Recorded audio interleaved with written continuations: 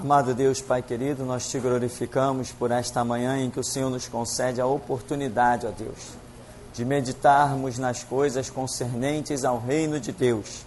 Declaramos que sem Ti nada podemos fazer, por isso nos abençoa nesta manhã, conduzindo-nos às águas profundas do Teu Espírito, da Tua Palavra, para sermos obreiros aprovados perante Ti, que não tem do que se envergonhar, e que maneja bem a palavra da verdade, glorificando o Teu nome e cumprindo os Teus propósitos. Mais uma vez, ó Deus, é isto que Te pedimos, para que o Teu nome santo seja glorificado, em nome de Jesus. Amém. Página 2, do segundo bloco da nossa apostila.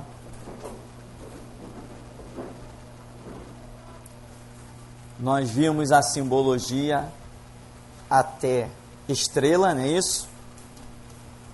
E vamos seguir então com a simbologia sobre espada.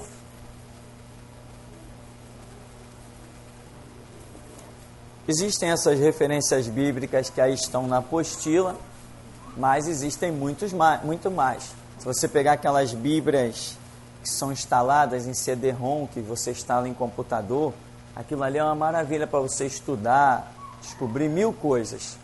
Também chaves bíblicas, né? Livros que vendem por aí, também ajudam um pouco, mas nada se compara a essas bíblias que são instaladas no computador. Aquilo ali é uma maravilha.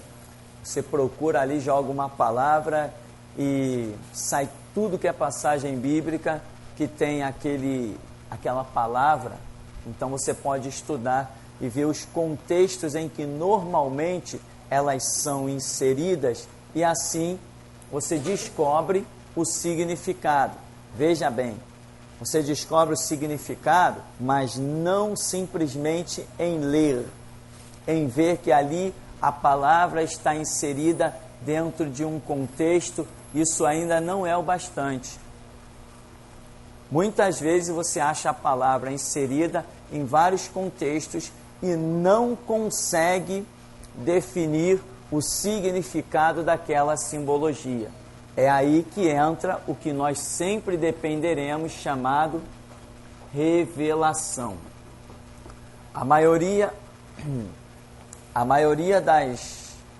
das simbologias que nós temos aí foi tudo trazido por revelação, não simplesmente que eu olhei na Bíblia e acabou a história. Não, por exemplo, me acha aonde está na Bíblia que o número 14 significa restauração. Me acha isso. Você não vai achar. Mas quando eu estava lendo Mateus, em que diz, né? De Noé até não sei quanto, 14 gerações, de Davi não sei até quanto, 14 gerações, e até Cristo, 14 gerações. Aí entrou a revelação do Espírito Santo que falou comigo e me mostrou que cada período daquele que se cumpria, o final dele, quando Deus levantava uma situação, aquilo era restauração.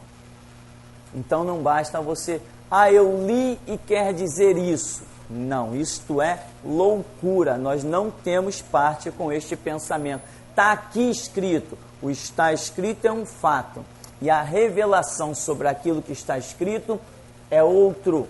Porque a Bíblia não é um livro morto, em que você lê e chega à conclusão.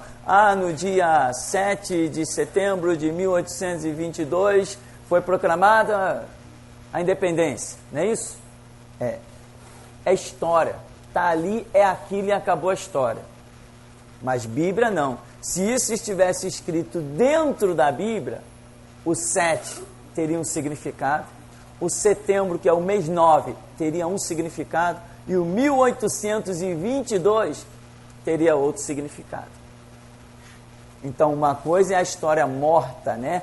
Fatos concretizados e acabou, é aquilo, ponto final. Outra coisa muito diferente é quando a história está dentro da Escritura. Então, você tem que estudar, utiliza-se de todos os recursos que você encontrar. Mas nunca esqueça de algo que nós dependeremos sempre, que é o chamado revelação. Amém? Então vamos aí para essa simbologia chamada espada, em que nós vimos lá em Mateus 10:34, Jesus diz: não cuideis que vim trazer paz à terra, eu vim trazer espada, né? Espada mesmo, espada. E as pessoas se atemorizavam, aí não, buscavam 1000 recursos, sim, espada, mas espada que vem a ser um símbolo da palavra, porque o que ele trouxe à terra não foi somente palavras. O que Jesus trouxe para esse mundo? A não ser palavras. E ele poderia ter trazido o que ele bem quisesse, mas ele trouxe somente palavras. Então nós vamos vendo as simbologias. Ora, mas uma espada, ela serve o quê? Uma espada serve para matar, não serve? Lá em Apocalipse diz que ele julgará o mundo com a espada que sai da sua boca. E vai matar? Vai matar. O que é matar no reino espiritual? É lançar em algum lugar, que eu não sei onde é, nem pretendo conhecer, totalmente longe e afastado de Deus, sem a graça de Deus. Você está em paz aí nessa hora? Está tranquilo? Sabe por que você está em paz e tranquilo? Porque a graça de Deus está sobre a sua vida.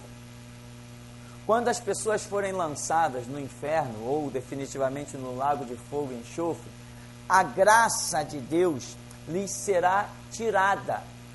E a ausência desta graça de Deus, a ausência, fará com que a pessoa viva em constante, profundo e eterno desespero. Você vê um ímpio ali, você para um ímpio, um satanista, um espírita, um católico, e você pergunta: você está em paz? Ele vai dizer: estou em paz. Porque a graça de Deus e as misericórdias de Deus ainda estão sobre ele.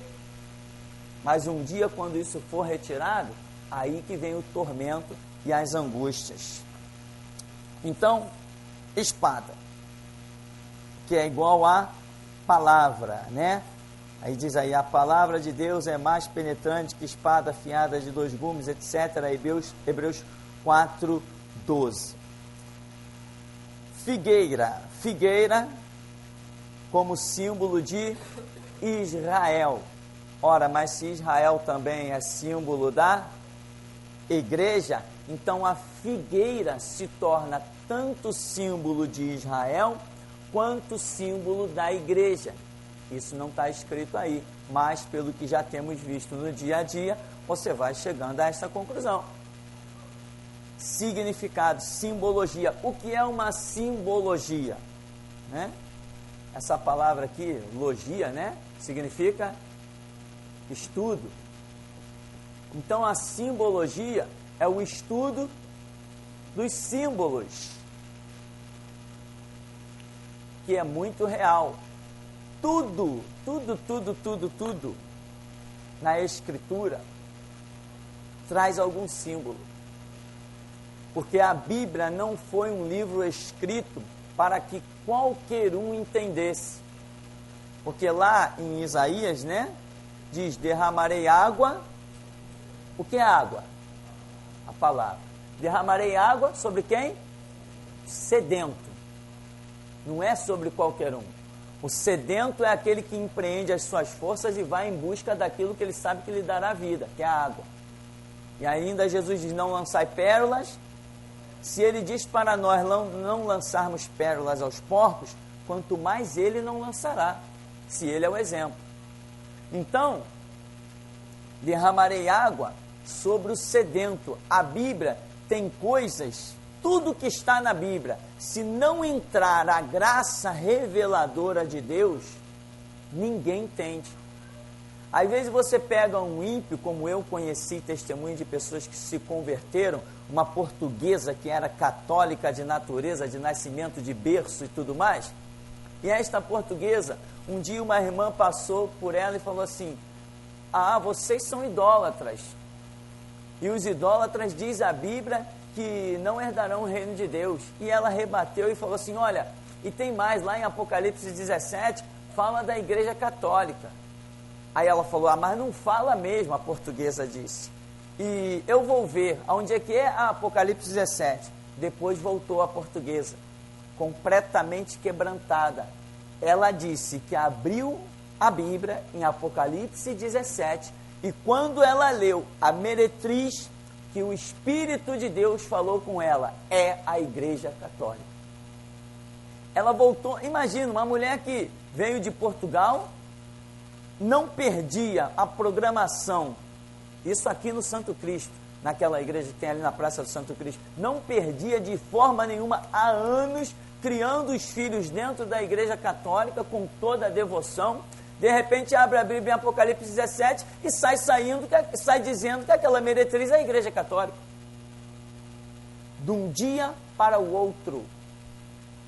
Num domingo, no último domingo ela tinha ido na missa, a partir do próximo domingo ela era uma cristã.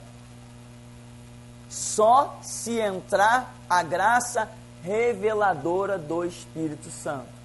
Sem essa graça reveladora, ninguém abre a Bíblia e pode dizer, estou entendendo. Ninguém.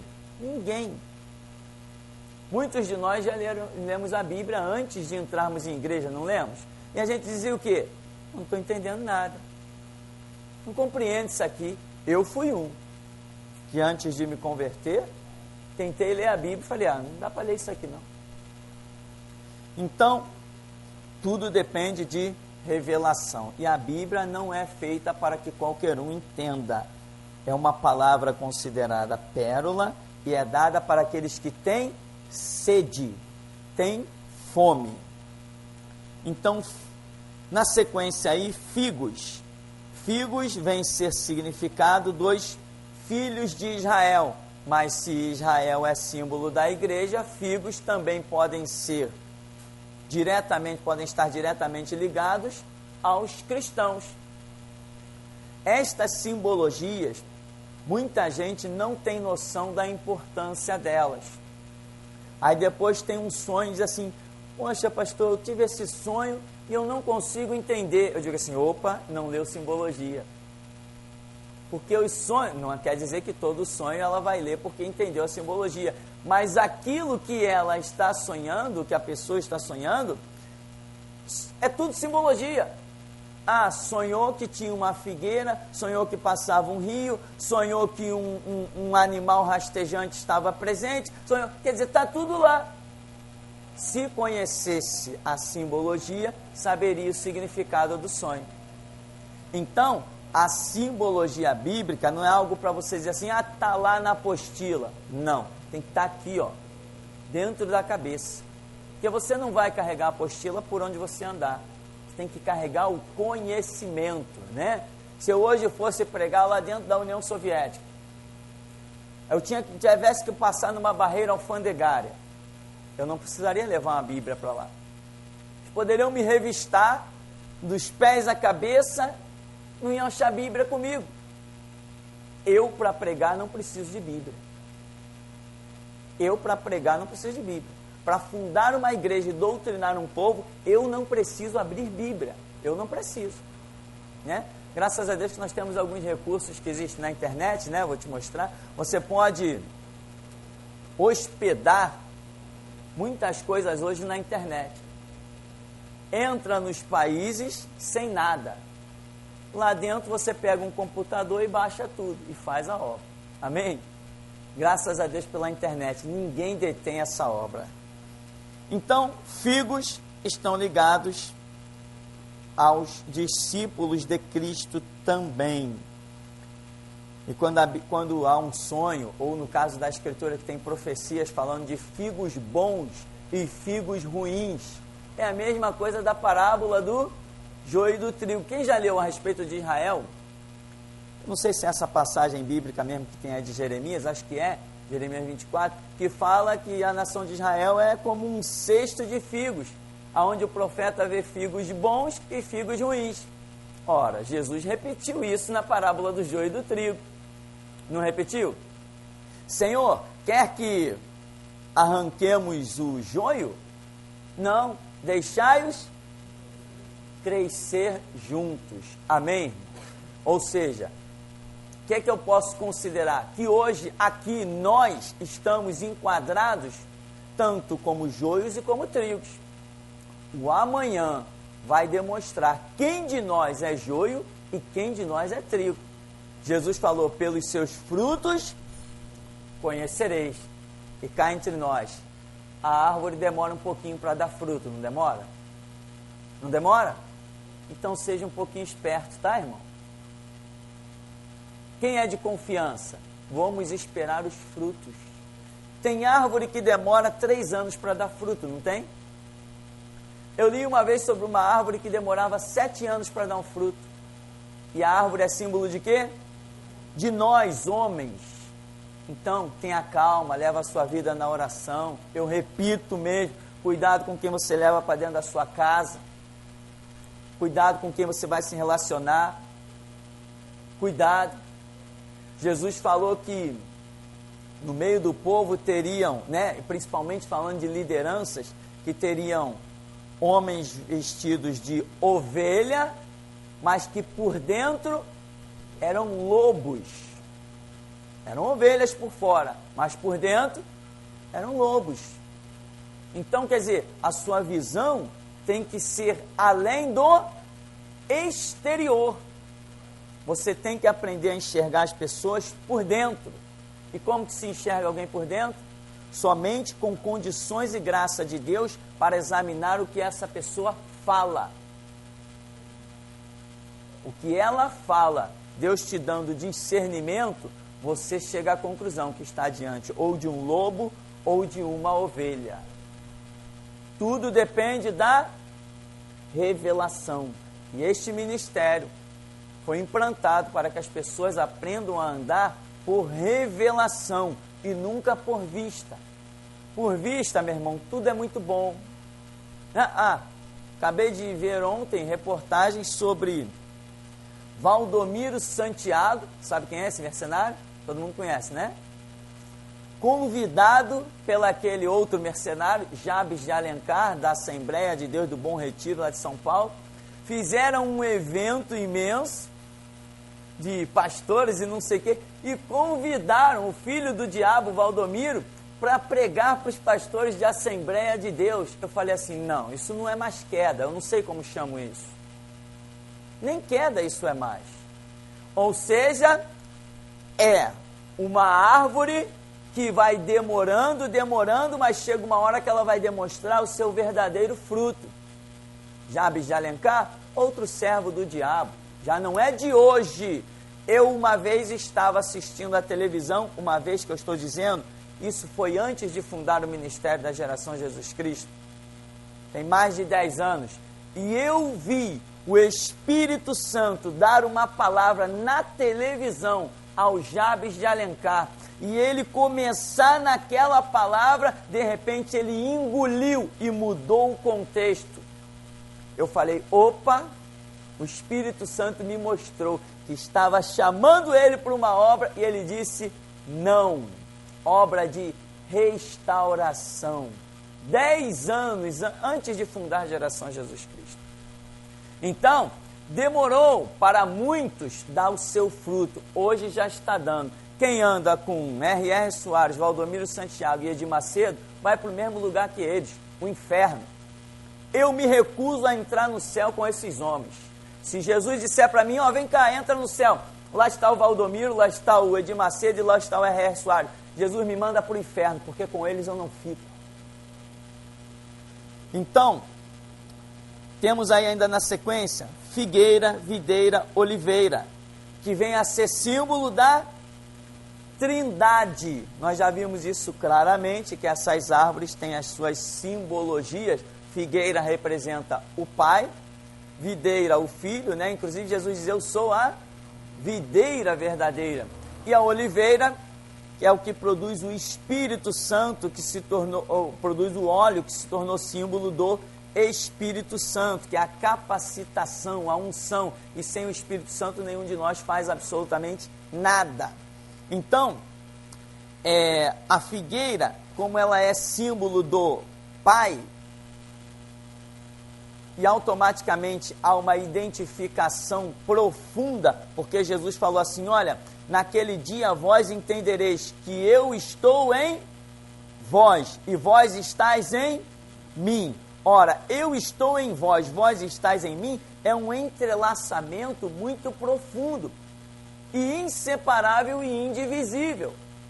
Né? Como Jesus falou assim, Pai, eu oro por estes, para que eles sejam, ou seja, nós, sejamos um, assim como eu e tu, ó Pai, somos um. Não é um em numeral, porque ele disse que nós deveríamos ser um, e não somos em numeral. Então ele disse, eu e tu, ó Pai, somos um, também não é em numeral. Né? Quem prega que o Pai, o Filho e o Espírito Santo é um, está completamente longe do que é estudo da Escritura. Então, já que há esse entrelaçamento, né, nós com Jesus, ele falou, vós estáis em mim, eu estou em vós, se vós estiveres em mim, as minhas palavras em vós. Então, como a figueira é símbolo do Pai, automaticamente ela passa a ser também símbolo de um Israel outrora de pé, né, e de uma igreja que esteja de pé.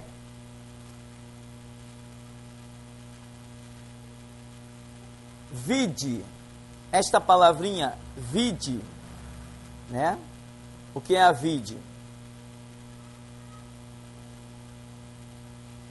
Ou a videira, vide ou videira, passa a ser uma simbologia atribuída aos eleitos, né? Lá em Isaías, parece capítulo 5, o Senhor diz assim, que mais se pudesse fazer a minha vinha, é a mesma coisa, que eu não tivesse feito.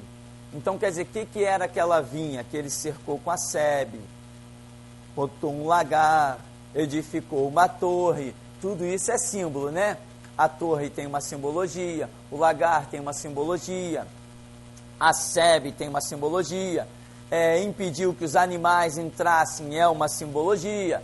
Tudo isso é simbologia, que nós podemos chegar à conclusão com muita facilidade, pela graça de Deus nos revelando o significado das simbologias. Então, vide, são os eleitos. Quem são esses eleitos? Esses eleitos são todos aqueles que estiverem no propósito de Deus naquele momento. Ou seja, se hoje alguma pessoa está no propósito de Deus, não quer dizer que amanhã também estará. E se a pessoa hoje não está no propósito de Deus, não quer dizer que amanhã não estará. Pois, como nós já vimos, a graça de Deus está até sobre os ímpios, né? Então, quer dizer, muitas pessoas que hoje não estão enquadradas podem amanhã vir a se enquadrar. Em muitos casos, eu particularmente não acredito que se enquadrarão, porque este ministério aqui particularmente é um ministério de seleção. E aqui é umas coisas que de vez em quando Deus mostra que está dando oportunidade a um, a outro, mas isso aí Deus mostra porque Ele quer mostrar. Mas quem vai determinar esta seleção é Ele. Eu não tenho nada a ver com a seleção de Deus, a não ser quando Ele me usa como um instrumento para também, através da minha vida, fazer a seleção.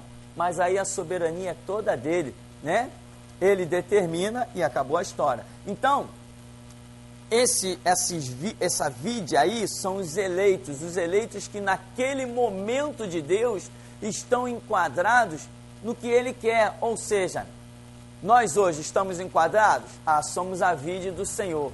Mas amanhã, se não estivermos enquadrados, não somos mais. Acabou a história. Ele vai procurar outros que estejam enquadrados. E tem a sebe, quer dizer, a proteção que cerca a vide do Senhor. Então, hoje eu estou guardado? Estou no centro da vontade de Deus. Mas se amanhã eu me desenquadrar, Ele retira a sua sebe, não é isso que Ele falou? Retirarei a minha sebe, deixarei que a minha vinha sirva de pastagem para os animais. Jesus falou isso. Falou. Como que Jesus falou isso? Vós sois sal da terra, vós sois luz do mundo. Mas se o sal se tornar insípido, para nada mais presta, a não ser lançado fora e pisado pelos homens. A vinha e esta passagem do sal insípido não é a mesma coisa? A mesma coisa com palavras diferentes. Então, simbologias, né? Simbologias e mais simbologias que você deve aprender para poder entender a Escritura, interpretar sonhos, ou dos outros, ou dos seus próprios sonhos, né? Não tente chegar a uma conclusão das interpretações apenas porque você diz, não, eu sei, é isso, é aquilo. Não, não esqueça nunca da oração e da revelação, que vai te confirmar as coisas, né? Existem muitas maneiras de Deus revelar, existem muitas maneiras de Deus falar. Alguma pergunta? Temos uma pergunta? Pastor, aqui no caso as uvas também representam os homens? Podemos... As uvas representarem os homens? Algo diretamente pode ser considerado, né? Porque veja bem, tudo nesse contexto vai ter a sua representação. E o que são as uvas, né? As uvas são espremidas, não são? São espremidas. Não sei se é assim, mas não esquenta com português não. As uvas são espremidas. Daí, depois dessa prensagem, depois desse triturar, depois desta prova, as uvas dão o vinho. Dão vinho? Não, elas não dão vinho. Elas dão um produto que vai ter que ficar repousado para sofrer uma chamada fermentação. Depois de mais esse processo, elas teriam dado então o vinho. Vinho é símbolo de quê? Tudo bem, da doutrina. Mas a nossa doutrina, ela é fundamentada em quê? No sangue. Amém? Eles venceram pelo sangue do Cordeiro e pela palavra do testemunho. Sangue do Cordeiro e palavra do testemunho é inseparável, indivisível, anda junto. Não, a gente prega o sangue de Cristo. Uma vez eu ouvi um camarada falando nisso. Eu gosto muito de pregar sobre o sangue de Cristo. Pregar sobre o sangue de Cristo? Tem que pregar a palavra. A nossa vitória é, como diz lá Apocalipse 12:11, pelo sangue do Cordeiro e pela, conjunção de ligação e pela palavra do testemunho. Quer dizer, é uma coisa só. Sangue do Cordeiro e palavra do testemunho. O vinho vem a ser símbolo do sangue e automaticamente, como já foi dito, da doutrina de Cristo, que é a sua palavra. Então, as uvas espremidas, tá, irmão? Não esquece. As uvas não produzem vinho. A uva produz vinho? Não, uva não produz vinho. Pega um cacho de uva e bota lá em qualquer canto e espera ela produzir vinho. Vai ter vinho? Não. Mas as uvas espremidas, tá entendendo? Aí sim produz o vinho, que é símbolo do sangue, que redime o homem, que cura enfermo, que expulsa demônio, que edifica a igreja. Então, uvas são símbolo de homens? Sim, que uma vez provados, exprimidos, vão produzir a doutrina pura de Cristo, que é o seu sangue. Então, uvas podem ser consideradas, sim, homens. Matemática, 2 mais 2 igual a 4. Amém? Alguma pergunta ainda?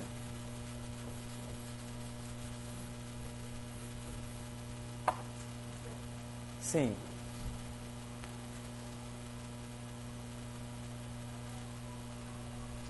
Só acrescentar, então, quando lá acho que é no livro de Isaías, que diz assim, que Deus se agradou em moer Afasta mais, Alessandro, afasta mais o microfone um pouco. A Jesus Cristo. Tem a ver com esse significado, não tem, pastor? Sim, a Deus agradou o moê-lo, né? Ele foi moído pelas nossas transgressões, mas diz que a Deus agradou o moê-lo. Por quê? Hebreus vai dizer que ele aprendeu obediência pelaquilo que padeceu, falando a respeito de Jesus Cristo, unigênito do Pai. Então, todos são triturados e provados para que produzam o vinho puro da redenção. Jesus foi. E como foi? A cena do Getsêmani, quem esquece aquilo? Pai, eu sei que tudo te é possível. Primeiro ele já chega dizendo, Pai, eu sei que o que eu vou pedir é possível. Eu sei que tudo te é possível. Passa de mim esse cálice. Cálice é simbologia de quê? Sofrimento, angústia. Então, Pai, eu sei que tudo te é possível. Passa de mim esse cálice. A Bíblia diz que ele orou 3 vezes. E os céus não deram resposta. Depois que ele viu que não tinha resposta nesse sentido, ele entregou os pontos e disse, Pai, então seja feita, faça-se a tua vontade. Seja feita a tua vontade, não a minha. Aí ele recebe a revelação, chega para os seus discípulos, dorminhocos lá, e diz assim, levantai-vos, é chegada a minha hora. Vamos daqui, é chegado que me trai. Aí ele passa a tratar esse contexto. Então, Jesus foi moído, Jesus foi triturado, Jesus foi exprimido, foi para produzir aquilo que Deus queria que fosse produzido, a sua morte na cruz. Jesus tinha condições de escapar daquela cruz? Condição de sobra. Não teria cumprido o propósito do Pai. Poderia dizer, não, Pai, eu não vou à cruz, me toma de volta. Eu não vou à cruz.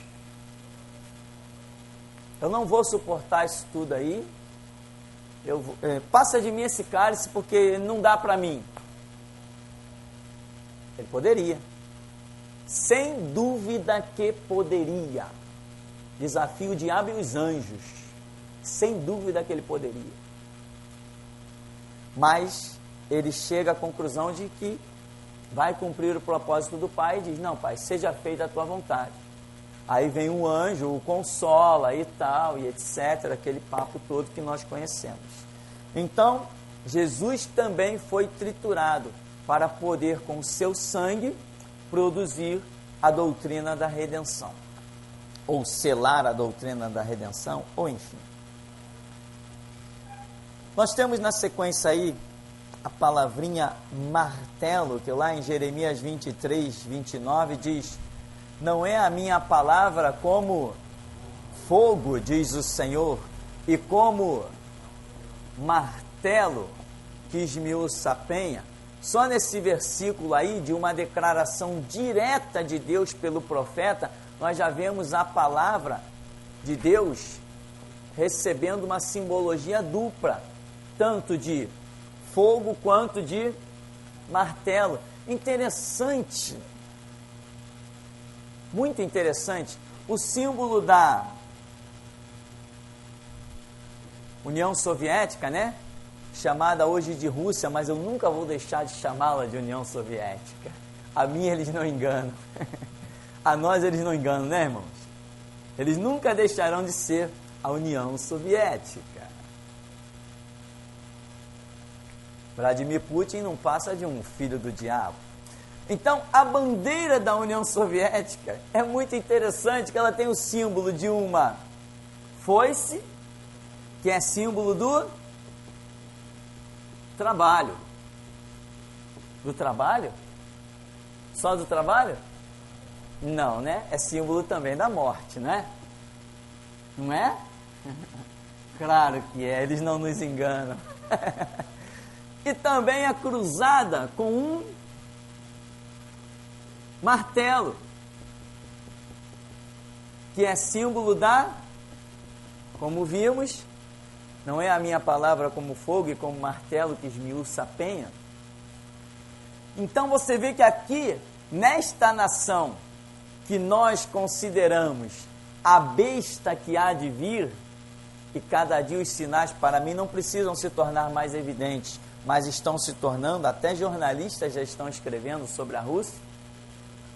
Você vê cruzado, quer dizer, esse cruzamento aqui é símbolo de uma guerra eterna. A palavra lutando contra o trabalho. Ora, a palavra lutando contra o trabalho? Não, porque isso aqui não representa simplesmente a palavra e o trabalho. Isso aqui representa, quem sabe? Ideologias, em que a União Soviética quer todos escravos do trabalho servindo ao propósito de uma classe menor dominante. Então o lema deles qual é? O trabalho te enobrece. O trabalho te liberta. O trabalho te liberta. Mentira! Quem te liberta é a palavra. Jesus disse, conhecereis a verdade. E a verdade, ele não disse, vós trabalhareis, tereis um bom salário e sereis libertos. Não. Aqui nós vemos a briga eterna. Sabe como que se chama isso aqui? As duas servidões. Isto aqui se chama as duas servidões. Ou você se tornará um escravo do Estado, ou você se tornará um escravo de Deus. Ou você apenas vai ter um trabalhinho no reino do mundo, ou você vai trabalhar como sacerdote do Altíssimo. Esta briga entre palavra e trabalho como ideologia é uma briga eterna, nunca cessará.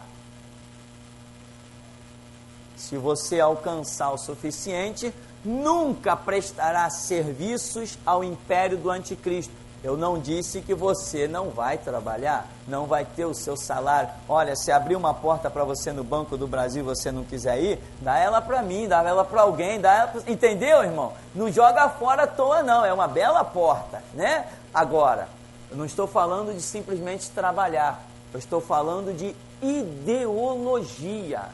Lembra que a besta tem 7 cabeças. Cabeça é sinal de ideologia.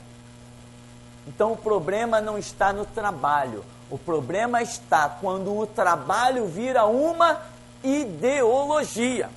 Quando ele vira uma ideologia, ele cria suas próprias regras, os seus próprios estatutos. E ele não aceita ser defraudado em nada.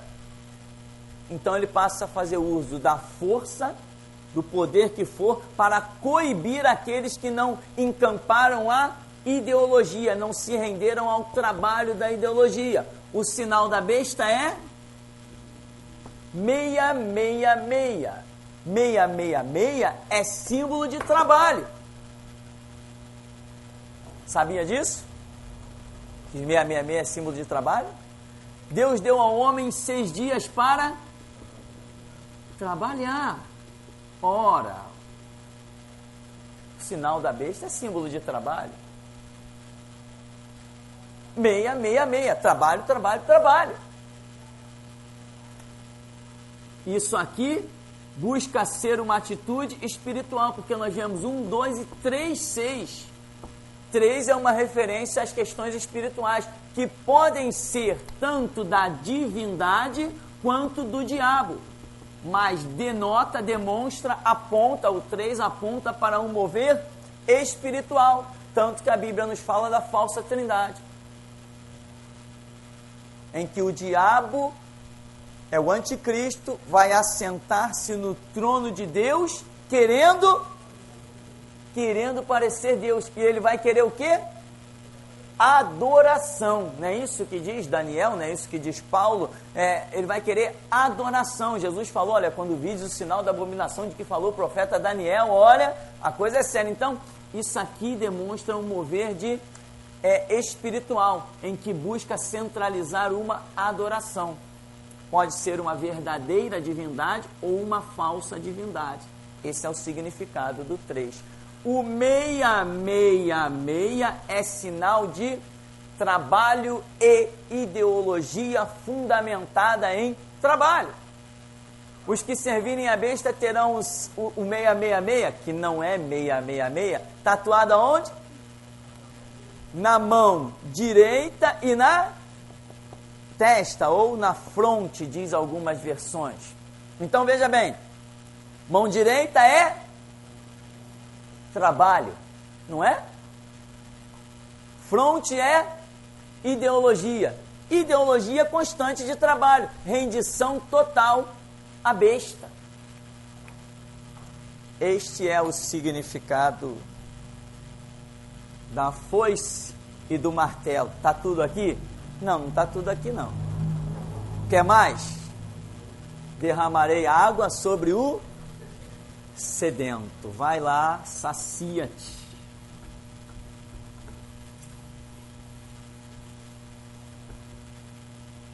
Vou deixar aí mais um pouquinho para você admirar. Eu desenho bem, não desenho, irmão? Sou bom demais. Estou começando a desenhar bem essa bandeira, de tanto que eu olho para ela. Eu passei boa parte do meu tempo orando e dizendo, Deus, se a Rússia é a besta, aquela bandeira dela tem que significar alguma coisa.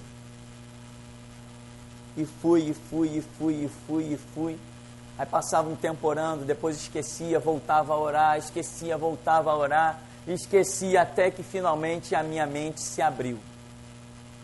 Aqui está na bandeira da antiga União Soviética, está declarado a guerra eterna entre o trabalho como ideologia da Rússia, da maneira como eles colocam, e a palavra de Deus, né? Eu estava lendo algumas declarações de alguns russos do poder da elite, e eles já têm declarado: só é possível implantar a ideologia deles se todo o contexto de religião for banido. Enquanto o contexto de religião não for banido, eles declaram que terão problemas. Terão mesmo. E terão mesmo, né? Eu e você estamos aqui para causar alguns problemas para eles. Então, o que eles estão desenvolvendo? Estão dando ênfase agora à tal da Igreja Ortodoxa Russa. Vai ser uma maneira de iludir as pessoas com esta falsa religião dessa igreja que foi confeccionada pelo Estado russo. A Igreja Ortodoxa Russa não é uma igreja, é um segmento do Estado disfarçado de igreja. Lembra que Apocalipse fala de o dragão aonde? O dragão no cordeiro. Bom, vamos dar uma paradinha aí.